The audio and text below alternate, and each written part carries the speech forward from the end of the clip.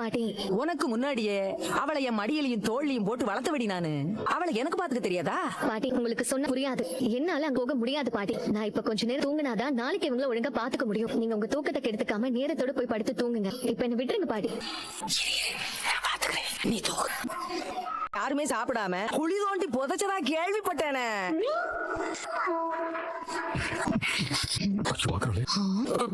நான் சொல்லலாமா? Clean bolt ஆக்கிட்டாங்க. டிஷர்ட் ஒரட்டி அடிக்க போறாடா. ஆகா, மூடிய தோற்காமலேயே பொங்கல் வாசனை மூக்குல ஏறுதே. எனக்கு கத்திரிக்காய் சம்பா வாட அடிக்குதுடா. இரு இரு இரு இரு. என்னடா இருனே, இன்னைக்கு அன்பு குடிச்ச வடகறி கன்ஃபார்ம். கண்மணி வடகரி செஞ்சா அன்பு பார்த்து இடியாப்பம் கூட சாப்பிடுவான். புருஷனுக்கு ஆசையா செஞ்சு கொடுன்னு நான் தான் சொன்னேன். அதான் செஞ்சிருக்கேன்.